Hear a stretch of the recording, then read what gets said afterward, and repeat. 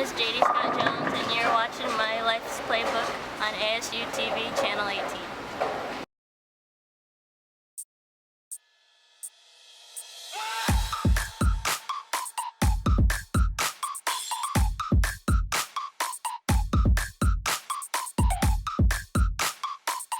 Hello and welcome to My Life's Playbook with your host, Adeeja Anderson, where I get the scoop on athletes behind the respective sport. Tonight we have Arkansas State bowler Jadee Scott Jones with us in the house. How you doing? I'm good. How are you? I'm pretty good. All right, so obviously we know that you're a bowler here at Arkansas State University. How has that experience been so far for you? It's actually been really great. We don't have high school bowling in Rhode Island, so I got to see what it was like to bowl on a team of just girls. Because usually, I ended up bowling on a team of mostly guys. So. How was that? Was that kind of they were all in your face, ooh, because you're a girl, we're better than you, or what? How was that? Not really. I mean, my parents ran the league, so. Oh, okay, well, so yeah. You didn't have to worry about a thing then. Got there early, every day, didn't have a problem. Yeah. Okay, so where in Rhode Island are you from? I'm from East Providence. Okay. Yeah. Cool. And how long were you born there? You grew up there and Yep. everything? Okay. Cool. And what school did you go to? East Providence High School. All right. So, Yeah. but it's a bit different from college, right? Yeah. Or especially when you're moving from Rhode Island to Arkansas, it's kind of a different atmosphere. What have you enjoyed most about being here at Arkansas? Probably the freedom. I Yeah. mean, back home, usually if I needed something, my mom would do it for me, no Right. questions asked. Whereas now I have to learn to do things for myself. Everything on your own. Yeah. So with bowling, how did that come about? How did that start for you? You said it's a family thing, right? Yeah. Yeah. My dad started bowling when he was 9, and he kind of just continued to do it his whole life. And he got my mom into bowling actually, and then all of my siblings, we all bowl. So. Cool. And so bowling and everything, what age do you think you started to learn or? I started bowling when I was 3, but I didn't really start to get into it until I was about 14. You said 3? Yeah. You doing this or what? You're 3, your hands are how do you really? Yeah. How I didn't really need to know. At 3, what were you doing? How are you bowling? Well, I had the bumpers up, and Yeah. I would just kind of shove the ball down the lane, Yeah. I guess. Yeah, I don't know. That's interesting. Yeah. Okay, cool. And you said it didn't really turn into something until 14, right? Yeah. I kind of took it seriously when I was 11, but then after that, I kind of had to get bribed to go to the bowling Right. alley. But then when I turned 14, that was when I really decided that that was something that I loved to do. Right. So you've just been bowling ever since. Yeah. Is there any other type of activity you do, or is it just mainly bowling? It's just mainly bowling. I mean, when I was younger, I used to do taekwondo and I used to dance and play Really? basketball, but bowling was the thing that won out. That was the thing, right? Yeah. So you know how to all that? I can't do. I don't. Not really. I You kind of not forgot. anymore, right? Okay, well, cool. All right. So you said that your dad was pretty much your coach and everything. Yeah. Talk about that experience, because I know sometimes it's different. When you have just a stranger as your coach versus your own flesh and blood as your coach. So how was that for you, growing up and even now? It was kind of for me personally, I think it was better because I'm more of a shyer person. So he's my dad. I know him. Right. I trust him. So if he's telling me to do something, I'll just do it. Just do it. It's whatever. But now the coach that I have here at Arkansas State, he's a really good coach and he's really well established. So I trust the things he tells me to do. Right. And I picked this goal. Right. So I have to Right. I don't know. It was kind of just something that I saw he could help me get better Right. as a bowler and as a person. So And so that's what made you come to Arkansas State, because I'm sure you had other offers, right? yeah. Where else could you have gone? I actually went on visits to Fairleigh Dickinson University, which is in New Jersey. Okay. I went to Valpo University, which is in Indiana. I went to Vanderbilt University in Tennessee, and I went to Prairie View A&M University in Texas. Wow. Okay. So Arkansas State just felt right. Yeah. When you come here. All right. So with your experience at Arkansas State, talk a little bit about that, the difference from bowling at home than coming here and that type of atmosphere and everything. It's actually completely different. Really? Yeah, bowling at home is more like, I guess I would say like laid back. Like bowling in college, like pretty much every team like stands up and they get really into it. And like some teams like have chairs. We don't have chairs, but like it's like really involved. Whereas like back home, like we just kind of like sit around like when it wasn't our turn, like just relax pretty much until it was our turn to go. Cool. All right. So who do you all compete against like up here when it comes to tournaments and that sort of thing? It actually varies from tournament to tournament. Our big competition, like teams that we play at almost every tournament, usually is like Nebraska University, Vanderbilt University, Fairleigh Dickinson University is at a couple of our tournaments. Right. Valparaiso's at a few of our tournaments, and like a lot of like bowling schools. Cool. And so your family comes, obviously I would expect to support you when they come up here to the games and They usually go to like the tournaments that are in like New England since it's closer to home.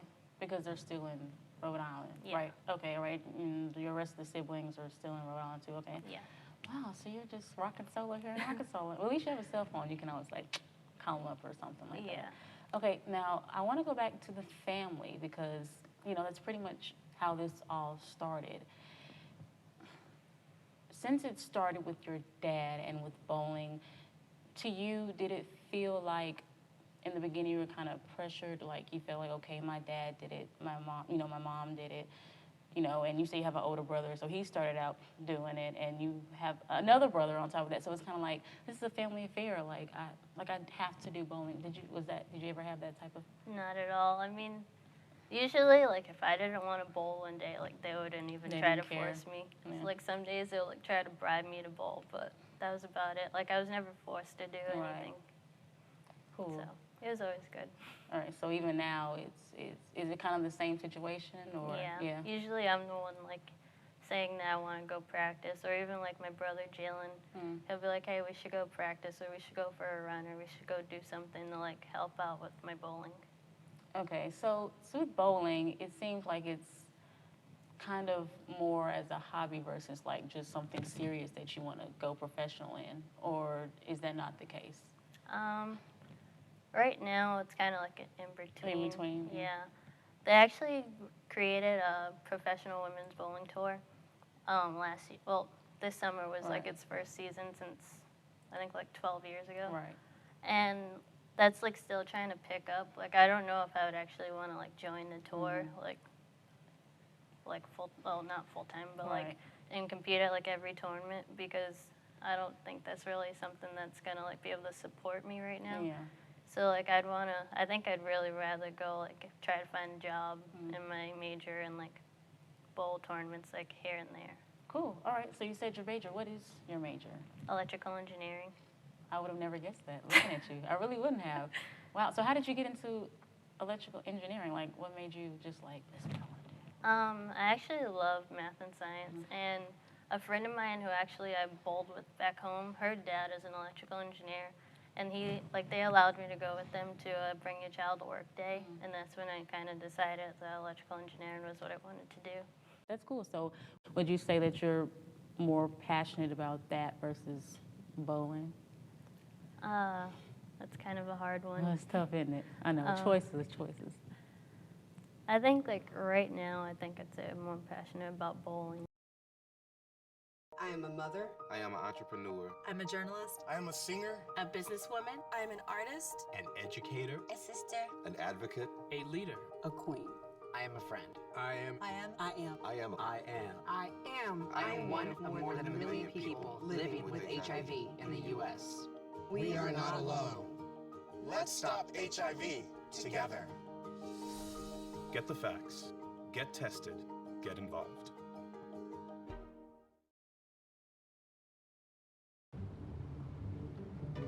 Dad, we need to talk.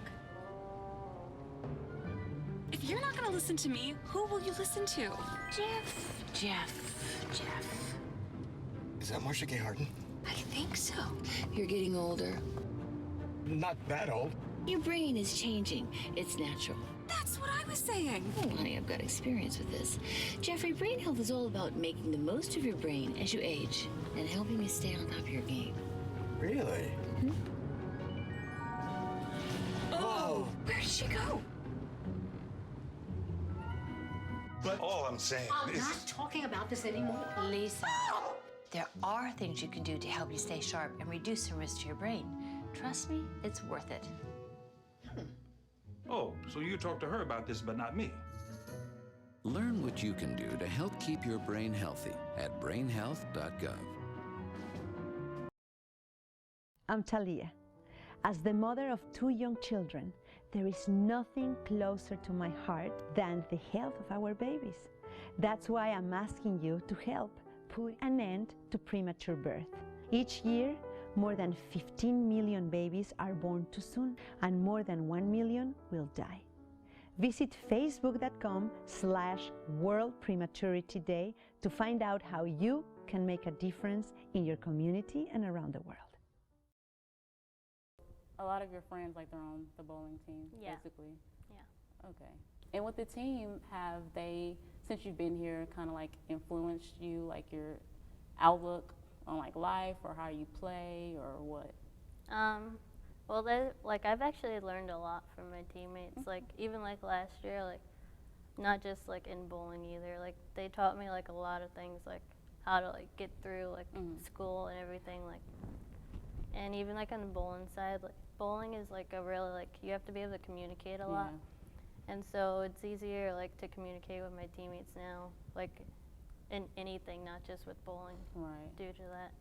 And that's that's great to have. Yeah. Just to have that friendship, and plus it makes you feel comfortable, right? To know that they're not just like your bowling teammates, but they're actually your friends. Yeah.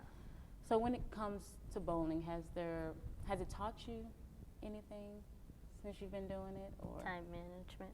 Yeah, that's a big thing, huh? Yeah. Cool. Wow. I think everyone should know, like, what is your highest score? What's your you got to tell everybody, what's your highest score? 300. That's crazy. Like, I mean, obviously you would expect that because you have a scholarship, but I suck, so that's probably why it's just so amazing to me. But, like, okay, so is that often, like, you just 300, 300, 300? Or no?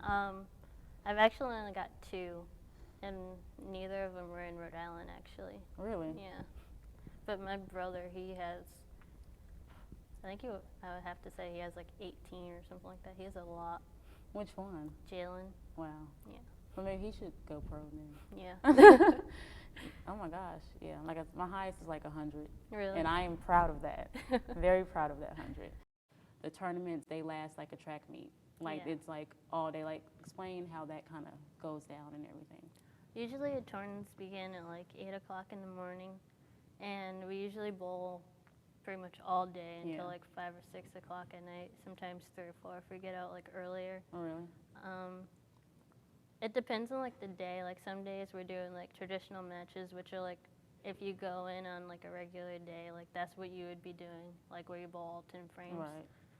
And then other days we do these things called bakers, where like each person bowls like if I were bowling first, I'd bowl frames 1 and frame 6, and then like person after me would bowl 2 and 7, and like so on and so forth. The traditional games actually get really long. That's what makes it like take so long. Right. Yeah. And what are the positions like? The name of the positions? Because I know you kind of like line up or something like that, right? Yeah. 5 people bowl at a time, and so the first bowler is called the leadoff. The second bowler is called the scout. The third bowler is called the bridge. The fourth bowler is called the setup, and the fifth bowler is called the anchor. Okay. And what position are you mainly?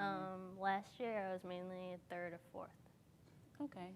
And so what do you think now that the season is approaching, what position do you feel like you might be this upcoming season? Honestly, I don't know. You don't know, it's just whatever coach puts you at. Yeah. Pretty much. Obviously, with the conversation with your dad, you were talking about going pro, and it's kind of like, pretty much whatever you want to do, baby girl. Like, that's probably what he said, right? Which is great, because I'm sure some parents, especially if they've coached and instilled in their child that they want them to go higher or go pro in a certain position, they might feel some type of way about it. Yeah. But your dad wasn't like that at all. No. And I'm sure that you really appreciated it. Yeah, definitely. Like we had a conversation like before I came here about like whether or not I would join the tour. Right. And he was kind of surprised by my answer actually when I said that I'd rather find a job first. Really? But, yeah. Is your mom kind of just, she's going with the flow? Yeah. Like she's, yeah. Cool. And your brothers just don't have anything to say, right? Or have they put their input into it? Jalen actually wanted me to go on Really? tour, but yeah, that's not. I don't see that as being like what I would actually do. Yeah, and like I said, it's your life, so it's about what you want to do and what you're passionate about. And so like, I'm sure that's like a big strong bond between you and your dad, and I'm sure the rest of your family since it's bowling. Do you all share like an interest in anything else together, like as a family? Not really. I mean, we hang out a lot, like go like to movies or something, but like usually like if we're like talking about like something like a hobby-based thing, it would be bowling. Bowling. Yeah. So that's it. So every time y'all go to the dinner table, it's like, okay, what score did someone get today? If my dad was there, yes. Right. And that's pretty much it. Yeah. Okay. So more about your family. I mean, I just love to talk about family. In a sense, with you, bowling, that's pretty much your family because that's like what you all do together. Is there any type of competitions? Like, you have to have family competitions. Like, I mean, it just wouldn't be right if you didn't. So, like, who wins? Like, who's the one that's... It's either me or my brother Jalen most of the time. Really? Like, growing up, it was always, like, my dad or Jalen would win. And, like, as I got, like, older and I got better, like, it kind of, like, became, like, me and Jalen. Right. And that was, like, a rivalry there. Well, rivalry comes with competition. And speaking of competition, a lot of people really want to get to know you. It seems like they've been competing to answer or ask questions, rather, about getting to know you. So when we come back after the commercial break, we are going to ask Jadee questions that you all want to know from her. Stay tuned. You're watching My Life's Playbook. The members of the Horatio Alger Association lead by example. Investing their time, talent, and treasure, Horatio Alger members focus their efforts on lighting a path of opportunity for the nation's most deserving students. These paths are well traveled by association members and led them to their own dreams. Through generous scholarships and mentorship programs, Horatio Alger members light a path for the next generation of American leaders. To learn more, visit horatioalger.org. Binge eating disorder, or BED, isn't just overeating. It's a real medical condition. And while the exact cause is unknown, certain chemicals in the brain may play a role. And I learned that BED is the most common eating disorder in US adults. When I would binge, I would feel completely out of control. Sometimes it wouldn't even matter what I was binging on. I would eat so fast I barely tasted it. I ate a lot more than normal. I literally felt like a machine. My binges would always happen when I was alone. And after an episode, I was so upset. Binge eating disorder is a real thing. And it is in your brain, and there is something you can do about it. I realized that BED did not have to be my life. BED did not get to define who I am. To learn more about BED, go to bingeeatingdisorder.com and talk with your doctor. In the past 50 years, we've made a lot of progress in smoking prevention. But if we don't do more, 1 out of every 13 children alive today will die early from smoking. That's 5.6 million precious lives we can save. Together, we can make the next generation tobacco-free. You only know in a fire to get out, to escape. And now, okay, you're outside and you're safe. What do you do now? And that's where the Red Cross came in. We ran out of the house just wearing our pajamas. And at that point, just to even have a toothbrush that I could call my own was so important. You know, it just makes you feel like a person again.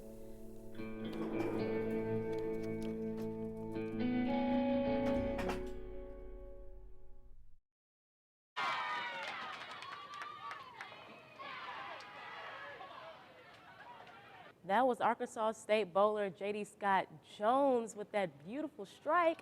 Now that we are back, we have questions that the audience wants to know about you. Are you ready? Yep. All right. First one is from Ryan. What is it that you enjoy about the sport you play? I think the thing I enjoy most is meeting new people from bowling, as well as it's like a really, really challenging mental game. Right. And I think I really enjoy that part of bowling as well. Right. Sounds good to me. Colton says, do you have any nieces or nephews? Yes, I actually have 2 nieces and a nephew. Or what are their names? My 2 nieces' names are Jaya and Jaylise, and my nephew's name is Justin. And they're all young, right? Mhm. I believe we talked a little bit about this. Yep. They're already bowling, like Yes. you were at a young age, so Yeah. interesting. All right, Jasmine says, what is an important factor a bowler should have?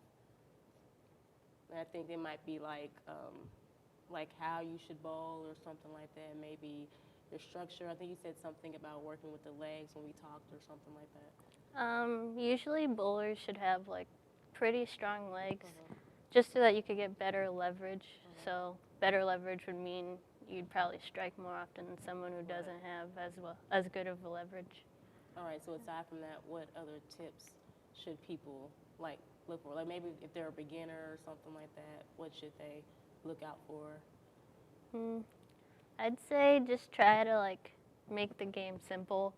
If you're gonna bowl, like try to just throw a ball, like use the arrows on the lane, and try to like throw a straight ball. It would help a lot. That's why they're there. Yes.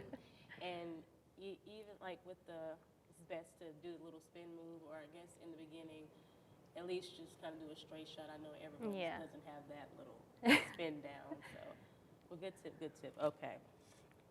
So Jayla wants to know, if you had to pick another sport, what would you do? I think I'd run track, but I'm not exactly too sure about that. I think like if I'd have to pick like one of the things that I did when I was younger, I'd probably have stuck with dance or taekwondo. Oh, awesome. Okay, speak a little bit about that. Like, when did that happen in your life? I started taekwondo probably when I was, I want to say like 5, but then like I was on and off after that. Like I didn't stick with it as much as I would like, and I danced for the same time. Okay, and so those were it, aside from bowling, obviously. And I played basketball. And you played basketball. What's your position? It was usually center because I was like a lot taller than everyone else. Look at you, yeah. Basketball. I played a little basketball. Really? Actually, yeah. Back in high school. I'm retired now. I don't play sports anymore. This is what I do.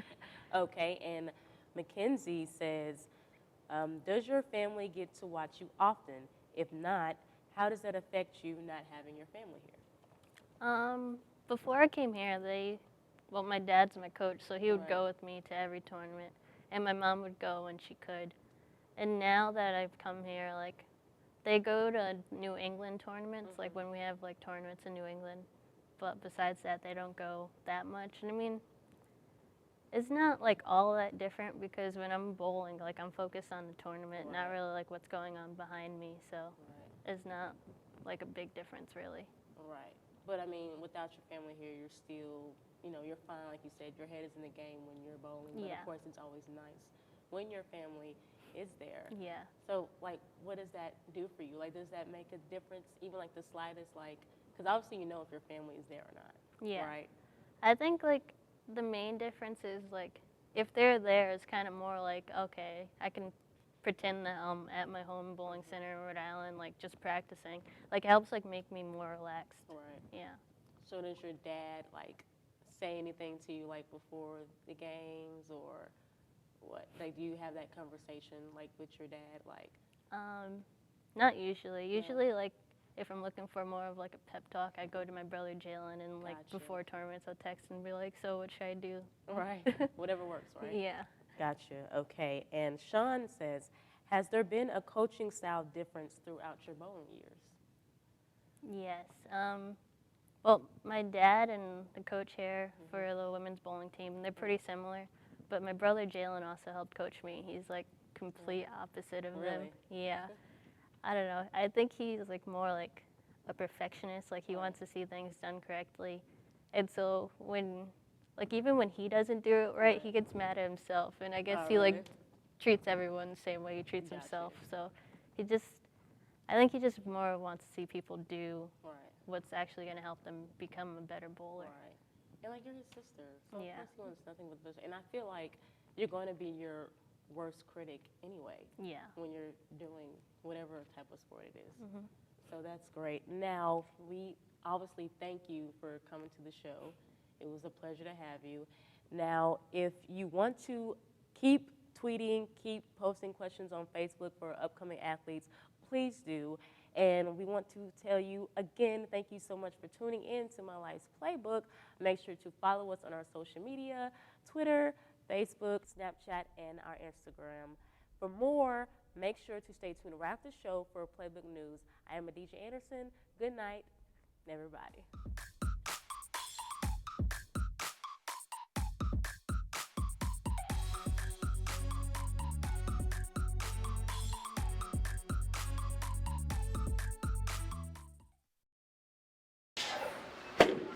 Hey, excuse me, I'm sorry. Do you know how slippery these lanes are? They're about the same as all of them. I'm sorry. Do you happen to have any gum? I just had some hot wings and prunes with my first blanket. I need some, you ain't got enough gum. I'm kind of lonely. See, this okay? If I just sit my stuff right here? Okay. Another question, I'm sorry. Do you bowl? I come here every once in a while. Every once in a while? How's your game? I have some things that work. Me too. See, because you be bowling and then like your arm go one way and then you want to go another way, but then, you know, but I mean, on my bad day, I shoot like 250. That's cool. Look, I mean, if you got time, go ahead, show me what you got. I like this.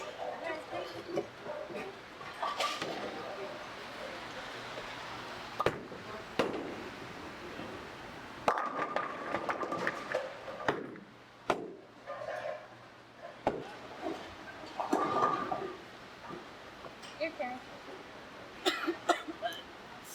Kind of sick. I got out the right of my game. Get to know your favorite athletes on My Life's Playbook on ASU-TV Channel 18.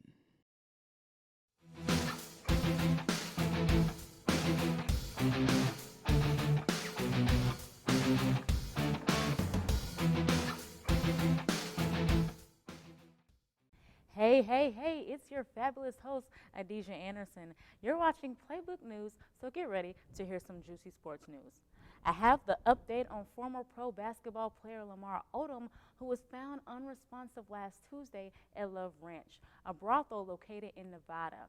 He is responsive and told estranged wife Khloe Kardashian good morning, according to Odom's former coach, Jim Herrick. Herrick revealed to CNN that he and Khloe have been in contact since the news occurred. Odom was found lying on the bed with foam coming from his mouth. According to CNN, employees told 911 dispatchers that Odom used cocaine Saturday, the same day he arrived at the brothel, and that a woman saw Odom take several sexual enhancement pills known as Reload.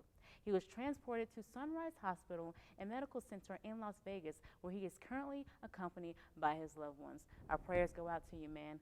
All right, now to this next story we're talking about. I mean, everybody's talking about it. Yes, the ridiculous play ran by the Indianapolis Colts. This trick play just didn't pull over well at all against New England Patriots Sunday. Now, instead of punting the ball, the team shifted to the right, leaving the ball smack dab in the middle of the field. So the rest of the Colts were illegally lined, so you already know those refs were just throwing them flags left to right all over the field. Now, head coach Chuck Pagano takes full responsibility and gives this quote to explain what happened. And I'm going to just be real with y'all. Long story short, it just didn't play out as intended. And Pagano referred to the situation as a communication breakdown to the 34-27 loss against the Patriots. Lakers shooting guard Kobe Bryant may be sitting out, for how long? Kobe Bryant possibly just won't play until regular season. Now, Lakers coach Byron Scott said, quote, "To be honest with you, probably won't play. I'd rather get him close to 100% as possible. These games don't mean anything right now. It's really giving me a chance to look at these young guys anyway," unquote. Bryant suffered a leg contusion from a preseason game against the Sacramento Kings last week. Let me hear you howl, everybody, for those Red Wolves as they play against Louisiana Raging Cajuns tonight at home on ESPN2. Well, until next time, I'm Adeeja Anderson. You all have a good one.